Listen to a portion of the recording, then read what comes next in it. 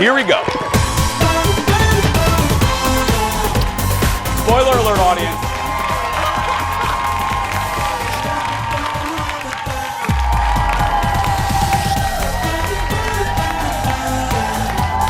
Hi, everybody.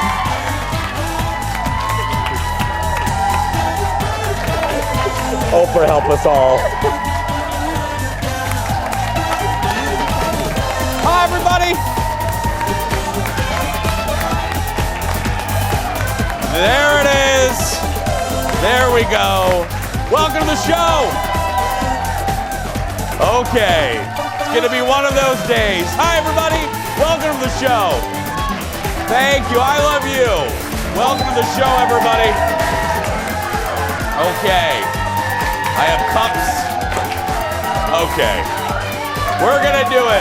Somehow we're going to get through. Welcome to the show, everybody. Hello.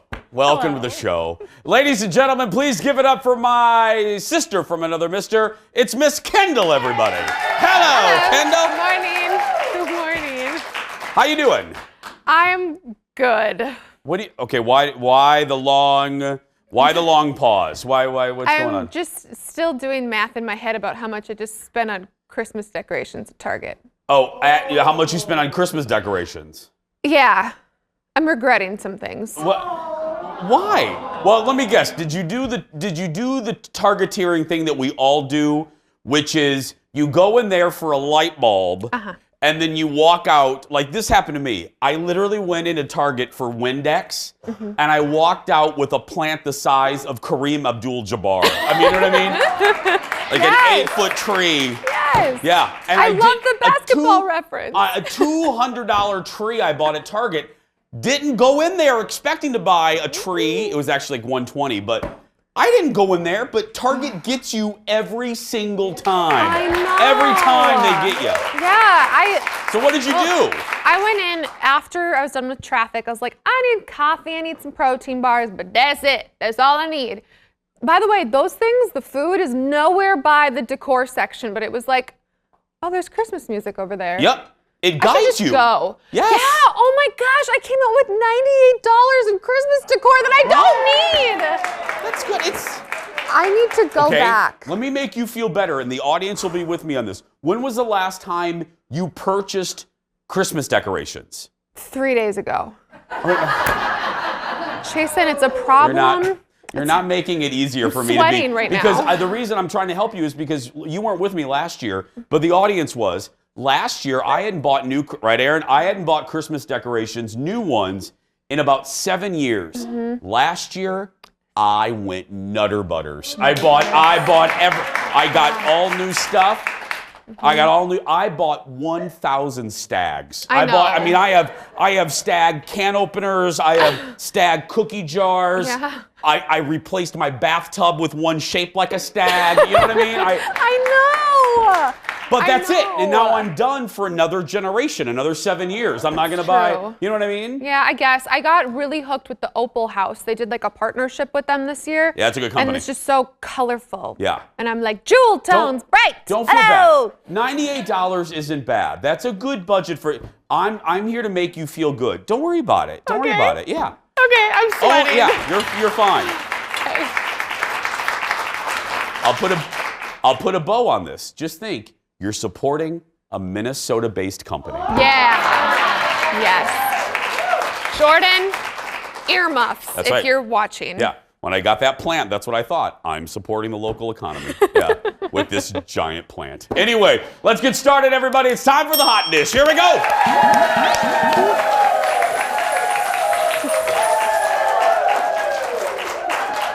We're going to be all right today. We're going to be all right. Yeah.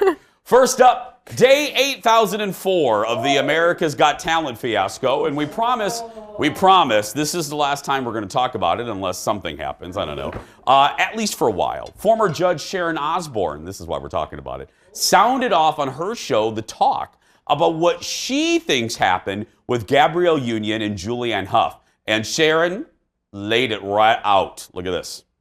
I was one of them that helped put the show where it was. Simon wasn't on the show. Simon owns the show. And the time I was there, Simon was never on the show. So when the show was doing 16 million, 14 million, Simon was never there. So anyway, yes, they brought Howie in. He got his own plane. I love Howie, and I don't begrudge anyone earning what they earn. Yeah. Good for you. God bless you. But when my old has been there building a show, and I get an American airline ticket, and he's in a private plane, and I What get happened? less. Exactly. And I get less because I'm me, and I'm not in the club, and I'm not one of the guys that go out looking for young women And you're at not night. invited on the plane because you're not 20. That's right. And because I tell them that they're dirty old men. Right. The dirty old men. You know what I'm going to say? When did Brigitte Nielsen come back into the pop culture zeitgeist? I don't know who she Why? is. Is she now a permanent co-host of The Talk? She is on there all the time. I haven't thought about her since Rocky IV. You know, in the 80s. She looks good, but when did she become a thing again? She's on there all the time. I don't know who she is. She's all over CBS. She's going to be hosting Survivor soon, you know? She's going to be a victim on Murder, She Wrote. Oh, wait. That show's off the air. I forgot about that. Yeah. She'll be on Magnum PI or Blue Bloods soon. Yeah. I don't know. I'm listing off I all don't know CBS her. shows. You don't know who Brigitte Nielsen is? It's all right. She was, she wasn't even, when she was huge, you weren't even born yet. No. She was, in Rocky IV, she was married to Dolph Lundgren, the evil Russian, Drago, who knocked the crap out of Rocky. And didn't Drago, he killed Apollo Creed. Yes. Bad Spoiler guy. alert for a 30-year-old movie. Spoiler alert. The movie's 32 years old. I'm sorry. Apollo Creed died. Sorry. Anyway.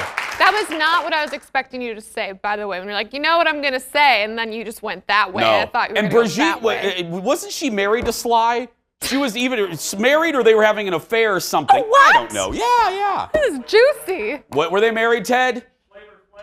She was with Flavor Flav, too. Oh, I know that. Yes, okay, there we go. I remember You just Flav. experienced a light bulb moment here on the show.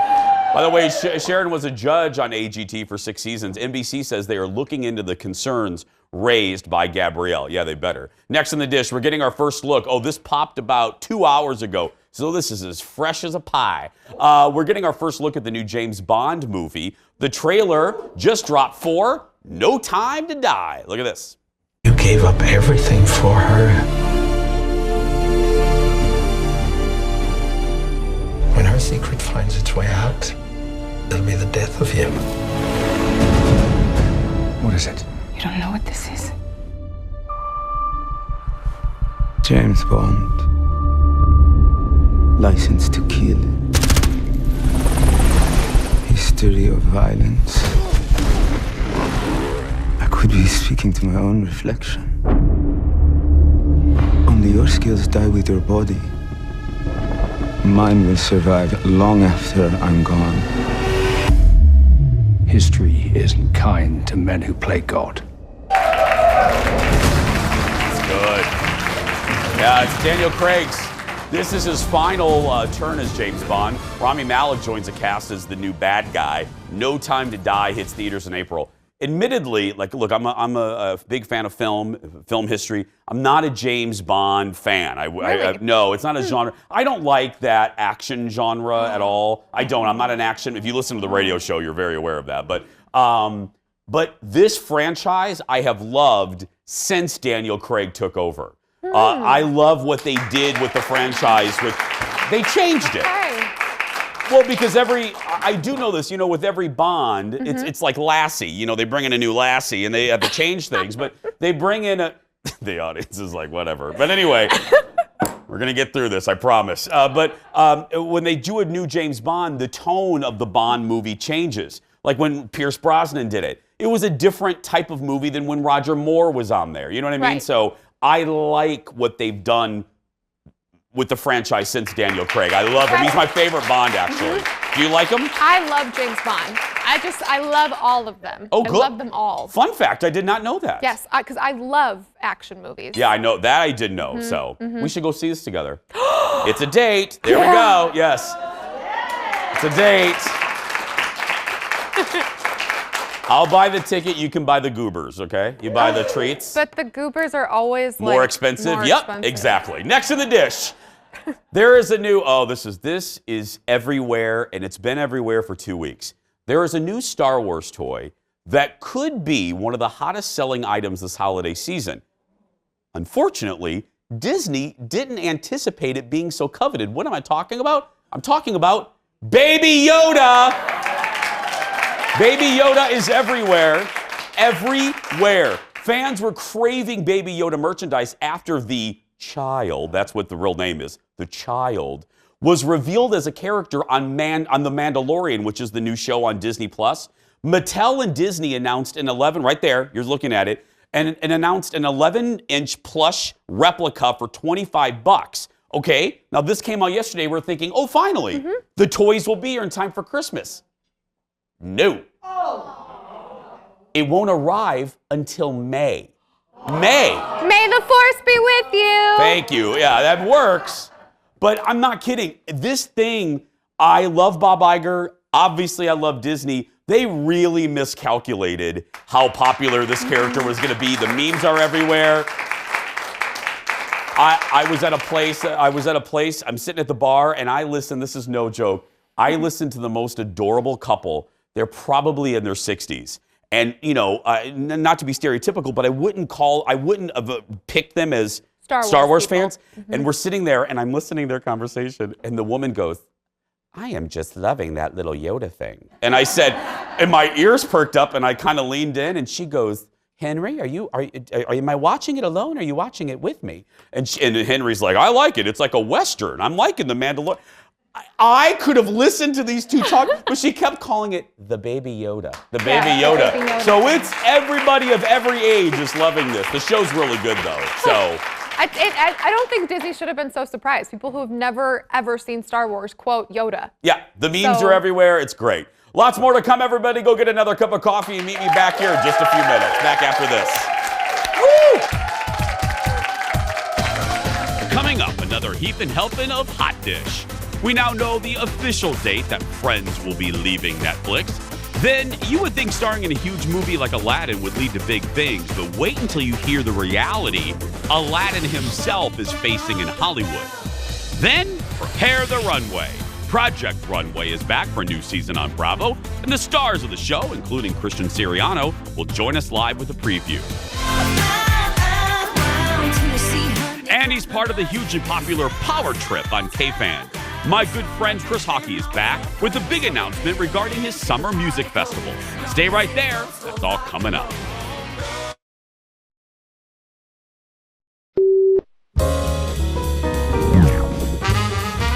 As we've been known to do, dressed up as elves to give Santa a heads up on a young lady named Emma.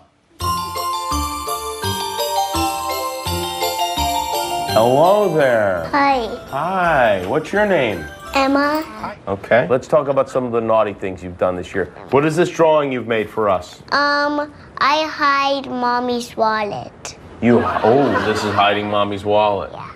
Wow. You hid mommy's wallet. What did mommy say when you hid her wallet? Was she mad? A little bit mad. A little bit mad? Yeah. Okay. So now I want you to close your eyes, okay? And wish for an animal. And now, have you made the wish? Yes, a Okay. puppy. Don't tell me what it is. Okay, make a wish. Okay, what'd you wish for? A puppy. Yeah, but don't tell me what it is, okay? Push this candy cane, and a big surprise is gonna come out, okay? Here we go. Just what you wished for. Here it comes. Here comes what you wanted. What do you think? Yes. It's a puppy. You like it? What are you gonna name it? So cute. It's the greatest conveyor belt ever. Welcome back, everybody. Jimmy Kimmel and Guillermo playing naughty or nice? Well, next on the dish, speaking of Jimmy visited Ellen yesterday, and he usually goes to Jennifer Aniston's house for Friendsgiving. I love this. I love their relationship. And you may remember that last year, Jimmy went on a rant about the event, and if the teleprompter could stop going backwards, that would be really great. Thank you. Saying... I was watching it. It was entertaining. I think we're going to put on a rerun, everybody. And I think what we're going to do... No. You guys are great. We're going to go, and I'm going to take this audience to get some margaritas. That's what we're going to do. Because obviously... Right, you're paying, sir. Anyway, where am I? Saying he wants to eat... He went on a rant, Jimmy did, saying he wants to eat something other than turkey because that should be saved for Thanksgiving. Take a look at what happened at this year's Friendsgiving. So I said, in I thought a nice way, to Jen, maybe it would be a good idea if you served, I know you love Mexican food, maybe Mexican food would be a nice thing for you to serve at Friendsgiving. It would be. She didn't take it that well. The result was Jen made me enchiladas, and not just enchiladas, but effing enchiladas. Right. And I'm going to tell you something. Everyone wanted the enchiladas. I bet they did. I only got one enchilada because everyone else ate my enchiladas this Friendsgiving. Yep. I was talking to producer Ted, and I said, I love this friendship. I love, you know what I mean? Like, I mean, you know that Hollywood people are just friends, but this seems like a real friendship. And right. I think Jimmy Kimmel's just a good guy. He's good friends with one of my, Howard Stern, and I love their friendship. Jimmy just seems like a good, I would like Jimmy to be my friend. You know, he seems like a good guy to be a friend to. So. Yeah, and I would have eaten those enchiladas too. Yeah, I like non-traditional foods for Thanksgiving. I mentioned it earlier. I mentioned it before Thanksgiving. My Aunt Pat married a 100% Italian gentleman and had to learn how to cook Italian food. And so I would get a full Italian Thanksgiving every year. And it was so like mostaccioli to die for. Yeah, it's so good. Next in the dish, speaking of Jennifer Aniston, the clock is ticking for all of us to watch Friends on Netflix. That's right. Netflix, I know. Netflix just a little bit ago confirmed that the sitcom will no longer be available on the platform starting January 1st. Say it ain't so. Oh, no, we thought it might be a couple more months. No, it's gone as of the 1st. The show is moving to Warner Media's streaming service called HBO Max. But here's the thing, there's no official launch date for that. In the meantime, you can find the complete Friends box set at Target for about $100. Yeah. Or watch the reruns that air every half hour of every day of our lives. I mean, it's everywhere. Doesn't TBS just run that in the afternoon? Colin watches it on Nick at Night at like 8 o'clock until 4 o'clock in the morning. Right. Yeah. Is there any, other than Dallas and Oprah, do you own any big DVD sets from TV shows like that? Yeah, I do. Other than Dallas and Oprah, I own 6 Feet Under, which is one of the best shows ever on television. Yeah, from HBO. You should watch that one. I own Happy Days. I own the whole set. Yeah. Unexpected. And one more. I own all of the classic Honeymooners episodes. I love the Honeymooners. It's Ralph and Alice. I own all the set, and I still, it makes me think of my papaw because we used to watch that together. But yeah, I own those. I own a lot more, but those are the ones that always stick in my mind. Next in the dish, the live-action remake of Aladdin is, now that we're at the end of the year, one of the most successful movies of 2019. It's good news. Making more than $1 billion at the box office. But here's the deal. Usually when that happens, the folks who star in that movie become hot items in Hollywood. But listen to this. This is all over today. That is not the case for the guy who actually played Aladdin. Mina Massoud told the Daily Beast that he hasn't had a single audition. Not even like a script. He hasn't had an audition since the movie came out. He said people think that he's just sitting back and raking in the millions, but that's not what's happening. He said he's not expecting to be Batman or get a big role, but he just wants to be let in the room. Mina has been in the business for a decade, and Aladdin was his first major role. I'm doing this story because I do think that's the perception of folks. I think if we were to ask this audience here, they would think, oh, the dude that's Aladdin is a millionaire and he's popular. No, that's ridiculous. That guy is incredibly talented, a good-looking guy. He's like Rice-A-Roni, add water and stir. You know what I mean? It's like he has it all. The guy should be getting, I mean, fine, if he doesn't get the role, whatever, but give him an audition already, for heaven's sake. So weird. So weird. I think that's always the perception, and that's a major point of it. But I mean, I think it's asked of me a lot, oh, does someone buy your clothes? Does someone do your makeup every day? Blah, blah, blah. And no, we do everything ourselves. Yeah. And so it's not as surprising to me, even though it should be like crazy that he wouldn't even have an audition. Well, and look, Disney is popular for a lot of reasons, but Disney is also a little notorious for being a little cheap with salaries, especially for Mina, who wasn't a big star when he was cast as Aladdin. So I'm just going to say I can say with the utmost confidence his salary was probably dwarfed times 7 to that salary of Will Smith, who was in that movie. Right. You know what I mean? So I hope. Sometimes what movie studios would do is give them a bonus. If the movie's a hit, they'll go back to the stars and say, here's $300,000 because the movie's. I hope Mickey Mouse has done that. Mickey Mouse has the money, believe me. They do, yeah. Hashtag Baby Yoda. Next on the dish, yeah. We're going to be making a lot of money with that. Next on the dish, the second season of Big Little Lies wrapped up over the summer. Now, I know, I still got to finish season 2. I know, I haven't finished it, I know. The show stars Reese Witherspoon, Nicole Kidman, Shailene Woodley, Laura Dern, and Meryl Streep. So naturally, people want a third season. I don't know. I don't know. And, you do, Aaron? Okay. I don't know if I do. Well, here's the deal. Co-star Adam Scott was on Conan last night and talked about some of the challenges in doing another season. Look. I don't know. I think that, getting all of everyone's schedules lined up for season 2 was a gargantuan task. It would be really fun, but I have no idea if they're... You're talking about these massive stars. Yeah. You got to get them, I mean, literally, no pun intended, you have to get them to align. But, no, I really wasn't. I mentioned you have to get all these people that could control countries to have the same schedule at the same time. All huge, enormously powerful superstars. Yeah. And I don't know how they did it, but they did it twice, so, Season 1 cleaned up during awards season, winning 8 Emmys. I was a huge fan of season 1. As I just said, I need to complete season 2. I don't know if we need another season. I think I don't even know if we needed season 2. Season 1 was so perfect that I'm worried you're going to keep diluting and you're going to ruin the legacy of how good that first season was. Agree? Disagree? I haven't seen it, but I know what you're saying. And if you keep adding stars to just make it bigger, sometimes that can make it go the opposite way. Well, yeah. I mean, they added Meryl Streep to the second season. And look, everybody was, I get it, excited. I was excited.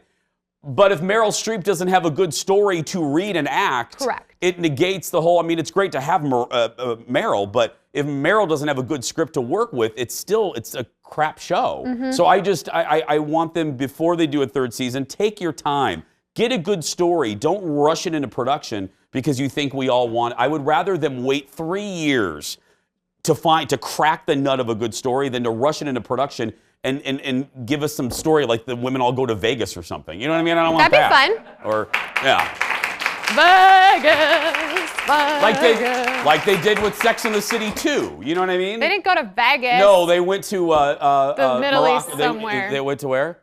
Abu Dhabi. Yeah. And that was horrible. I mean, I liked 5 scenes in that movie, but anyway. Still ahead, everybody, the new season of Project Runway debuts tomorrow night, and we're chatting with the host, mentor, and one of the judges next. And then my friend Chris Hawkey is back talking about the Twin Cities Summer Music Festival and who's coming to the fest this summer. That's right. Big news when we return back after this.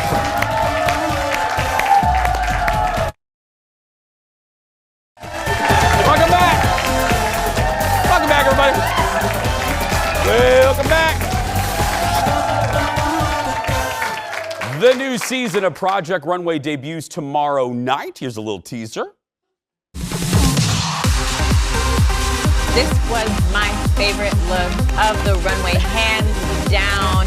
This look would be in Elle magazine in a minute. I think I'm in love with you, I'm not sure. This is crazy. I might pull my weave out for this one.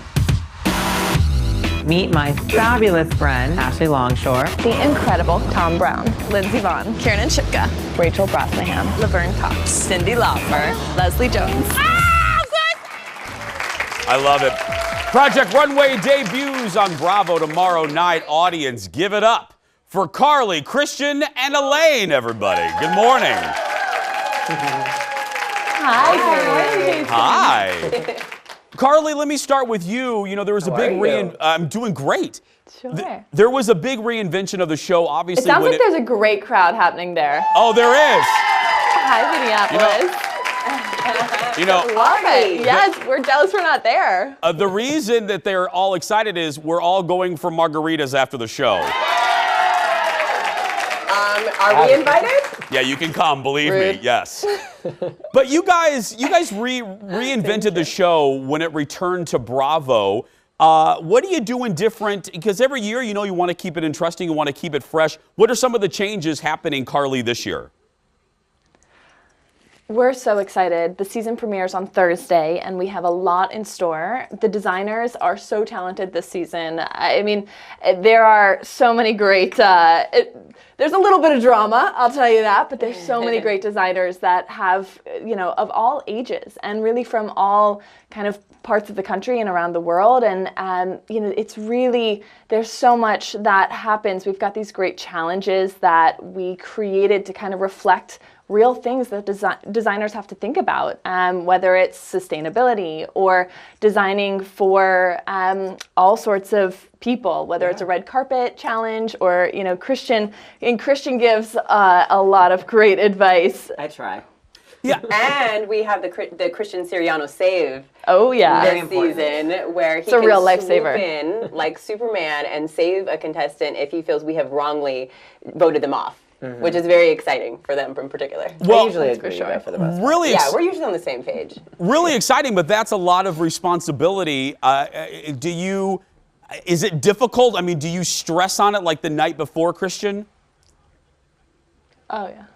I mean, I definitely, I do think about it a lot. I mean, I'm in there with the designers so much, and they're so passionate, and it's really funny because I have been there in their, I don't know, in the workroom and myself, but now all these years later I kind of feel for them and I'm like, oh my god, they made something in 18 hours. This is so impressive. I mean, I've done it too, but like watching them do it, it's pretty amazing. So it is hard to see them go every challenge, but let me tell you, some of them need to go and so I kind of move on pretty quick. But the talent level is amazing this season. Yeah, they're really talented. It made it hard. Yeah. Elaine, I wanted to ask you, what aspect of being a judge, because look, at the end of the day, you know, you have a job to do, but you're still human and you connect with these contestants, you know what they're going through, you know the business, but what aspect of being a judge brings you the most joy, that you enjoy when you come into work every day? What is it about the job that you love the most? Honestly, I get so invested in these designers and in helping bring the best out of them, and that comes with telling them the truth, and sometimes you can't sugarcoat it, so that's the hard part of the job. You know, you never want to crush someone's dream, so I think it's important that we all kind of take it very seriously, that we speak to them with respect, and I'll just say, as a an editor for many years, I'm no stranger to helping to cultivate young talent, and it's sometimes very difficult. You know, sometimes people do not want the critique, and sometimes they don't take it very well. But I think the most rewarding part of this job is just being able to watch someone's growth. And there's a lot of talent in this season, I can tell you. I think it's the most talented crop of designers I've ever seen on Project Runway. Yeah. Well, and you get to be with us every day. Exactly. And, of course. Well, guys. Of course. We're like a big, happy TV family. It's so much fun. It doesn't even feel like work. We have too much fun for it to feel like work. We have too much fun. That is for sure. Speaking of fun, wrap up this satellite tour and meet us at the restaurant. Look for the table of 50, okay, when you're done. Oh, yes. A margarita on us. Yes, we got you around. Yes, elsewhere to be. Done. Thanks, guys. Carly, Christian, and Elaine. The new season of Project Runway debuts I said Project Runway like Elmer Fudd. I turned into Elmer Fudd there for a second. Anyway, it debuts tomorrow night on Bravo, as they say. Check your local listings. Coming up in just a little bit, we're going to talk with the executive director of a charity that is near and dear to my heart, One Heartland, when we return. Back in a moment. Woo!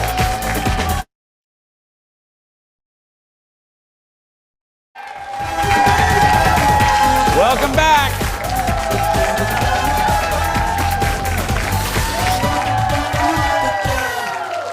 Audience is getting ready for margaritas, but first, Harmar Superstar will be performing at a gala in Minneapolis next week, raising money for a charity that I love, One Heartland. And it runs summer camp programs for folks who identify as LGBTQ and those affected by HIV and AIDS. Here to talk about how you can attend and support this great, great place is a friend of mine, Patrick Kindler, everybody, with One Heartland. Welcome back. I want to start off because I know what One Heartland is. I love it. Can you tell the folks that maybe are watching from other cities that don't know what it is? So One Heartland started as a summer camp for young people who are somehow socially isolated. Yeah. So we can bring these young people together. They can meet other young people dealing with similar issues that they are, and we can celebrate them. They can have the best week of their life, and they can leave with a support network. Yeah, you're looking at some video here, and just imagine this. If it's already difficult being a kid and you feel different, but if you, let's say you are a kid that has been diagnosed with HIV or AIDS, and you're going to a camp, you feel alone, you feel isolated. Here you're surrounded by children. You're surrounded by folks who will not judge you, who will not make fun of you, who are struggling with things of their own. And it's imagine that. It's the ability, really, Patrick, right? They can just be a kid. And they don't have to worry about being bullied. They don't have to worry about being made fun of. They can just come and meet friends and have an amazing week. How long? Yeah. How long have you been with them now?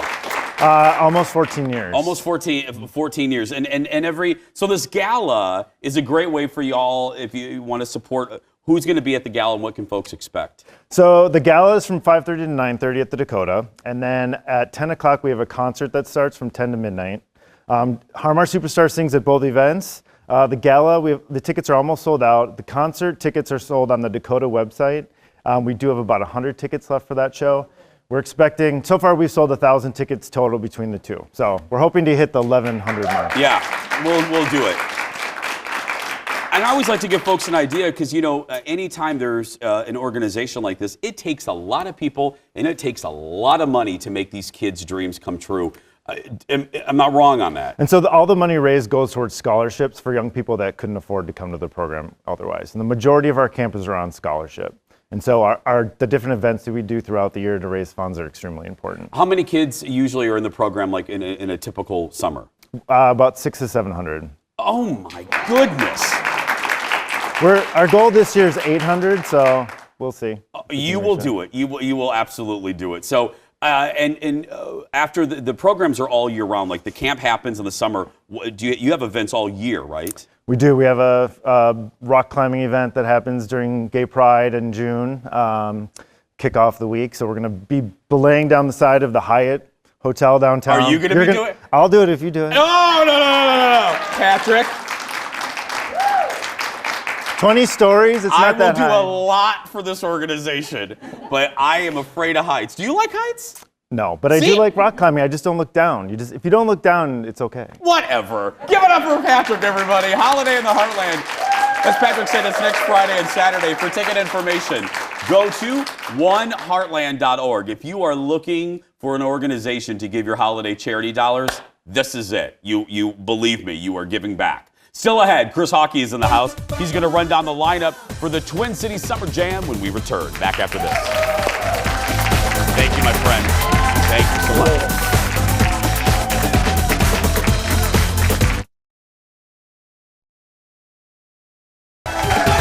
Look who's here, everybody. Look who's here. Well, our next guest tried something new last year. He wanted to be busier. Yeah. Holding his first music festival. Not like a concert in an abandoned warehouse. This was a music festival with A-list talent coming to the Twin Cities.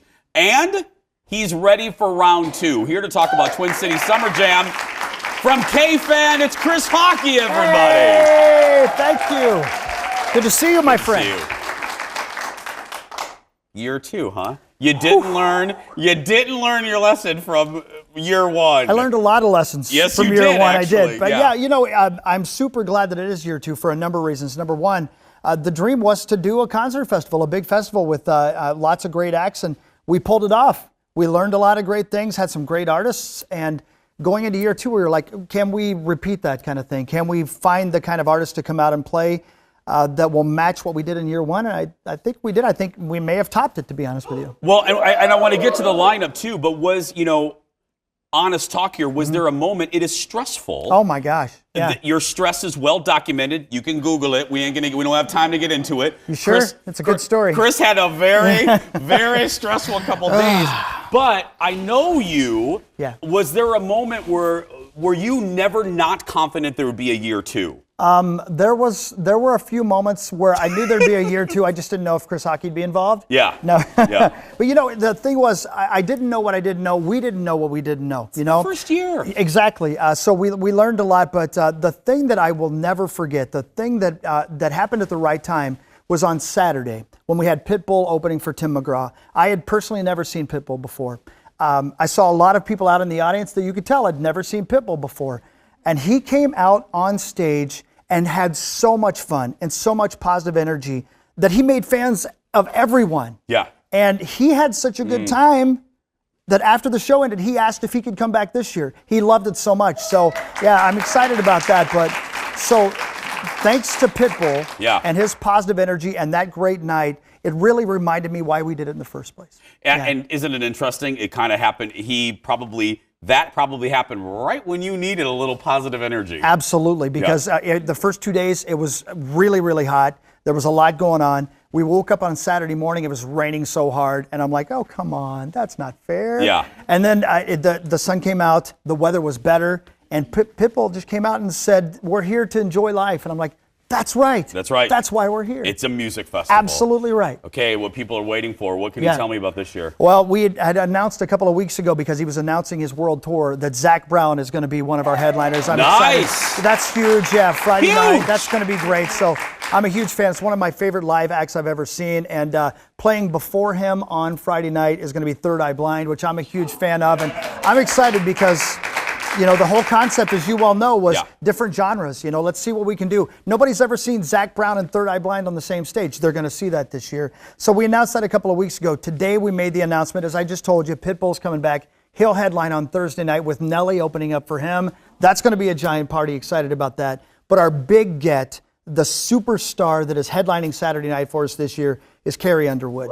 I'm excited. That's a big get. That's you know. huge. Yeah. So I'm just hoping. You know, she's already just got an order to keep me away from her right now. Already. It's already been written. Security has already written that in They've given her me rider? a room I have to stay in the entire time she's on the premises. No, you know, I'm just a huge fan, and we have 2 other acts that are going to be playing before her that we're not ready and able to announce yet, but it's going to be a giant Saturday as well. So you go again, Pitbull, you got Zach Brown Band, you got Carrie Underwood. Okay. I asked you the first time I had you, give me a little clue. So the 2 acts you haven't announced yet, just tell me this. Are they in the same genre as Carrie? Not at all. And that's the great thing. You know, we're going to try to, you know, again. Polka? Is it polka? The polka band, isn't it, Chris? He promised me he wasn't going to say anything. I'm sorry. I don't know who, and the PR person's right there. I don't know what's going on. Yeah. But again, you know, going back to the Pitbull story, we want people that love Pitbull enough to come out and then stick around and say, Tim McGraw was so much fun. Yeah. And the exact opposite, Tim McGraw, people were there to see him and they had so much fun. That's what we're hoping to do. That's what we're hoping to do on Friday. That's what we're hoping to do on Saturday and all 3 days this year at Twin Cities Summer Jam. I always like to ask you, because, you know, hopefully if you're not listening to my radio show, you're listening to Chris's radio show. How's the power trip going? It's going very well. You know, it's Viking season, so they always give us something to talk about. The Gophers had such a great year as well. We're the Wild, home of the Wild as well. But more than anything, as you well know, it's the greatest job in the world. It is. Excuse me, I get choked up when I talk about it. My job is to wake up in the morning and make my friends laugh. Yep. You know, how lucky am I? And we always mention this too, that you have the ability to start somebody. When I took over the morning show at My Talk, the lady that had the show before me, Marjorie Punnett, said to me, the greatest gift of this show, this time slot, is you have the ability to start people's day off with a smile. That's it. And I think about that all of the time. And very similar to this show, but I think about that when I crack open the mic. Yeah. We have the ability, if someone's having a crap day and they're in their Mazda and they're going down 35W behind someone driving slow in the left lane. Yeah. We have the ability to try to turn their day around. Yeah. What a great gift. Well, first of all, I said I was sorry a million times about that left lane thing. I don't know how many times I have to apologize about that. You don't do that. I know, no, but no, you're so right. That should be a T-shirt. What you just said, because that's perfect. I mean, that you wake up in the morning and you have a choice. You can either be happy or be sad. And I know it's not easy sometimes, but if you turn on our shows, we're going to do our best to make you happy. Yeah, and I'm That's so it. I always. Chris and I aren't just TV friends, as I say. We're real friends. Chris was involved in my very first radio gig. Yeah. I was in radio. I got into radio accidentally. This was the dream. I called radio an accidental dream.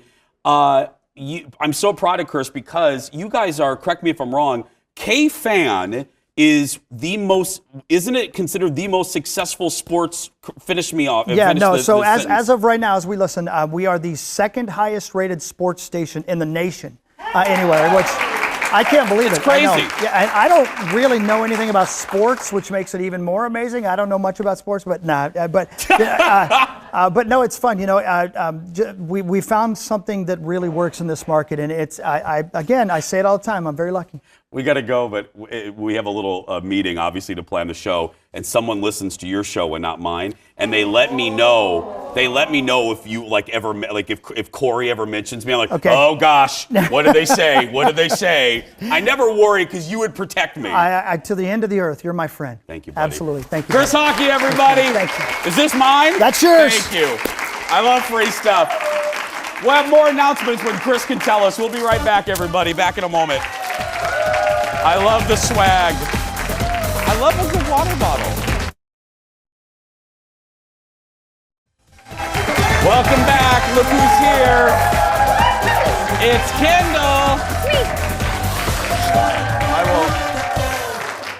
To put a bow on the conversation we were having with my friend Chris here, people often ask, like, because I've worked here, I've worked at CCO, I've done radio. People ask, you know, who's nice, who's not nice? Give me the real deal. Kendall is an example of, Kendall is as nice in person as she seems on TV, and there's a list of people that I've worked with that are in that category. Kendall's one of them. Amelia Santinello-Vassalero's in there. Kelsey Carlson here at Fox 9. And Chris Hawkey's on that list. That's the nicest guy. He's the real deal. Yeah, there's a reason, no offense, Corey, I love you, but there's a reason why that show's number one, that guy right there. We're going to take a break. We'll be back after this. Stay with us. I love you, Corey.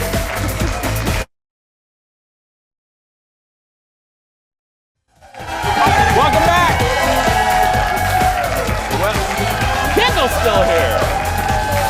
Okay.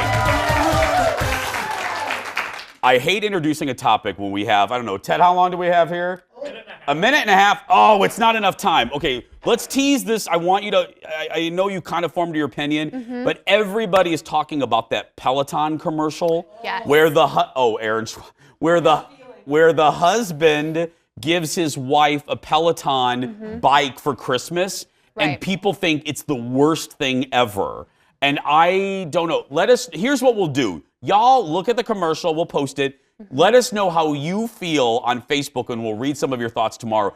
Do you think it's sexist? Because people are saying it's not a good look for the husband to be giving his wife an exercise bike for Christmas. I'll give you a little preview. Gayle King was like, I don't get what the big deal is. I'll give you a preview of how I think. I don't get what the uproar is about. Okay. Because maybe she asked for it. Right. You know, maybe it's on her Christmas list. I don't know. I don't think it's the husband saying to his wife, I think you should lose weight. I think she had it on her Christmas list. I don't know. I know we're going to get a lot of emails because some of you are already disagreeing with me. Lots of thoughts, people. There's a lot of thoughts, but I can't believe that it's the number two. Huge. It's everybody. And you know who's happy about it? Baby Yoda? The Peloton people. Oh. That's right, yeah. Peloton. That is going to do it for us today. We'll have that for you tomorrow. So go on our Facebook page and let us know how you think. And don't forget, if you want tickets to our show, stay on that Facebook page and click that ticket tab. You're in by 9:15 and you're out by 11:15. That's going to do it for us today. If you're a kid that's watching that's being bullied, go out there and be yourself, because nobody can tell you you're doing it wrong. Right, Kendall? We're out of here. See you tomorrow.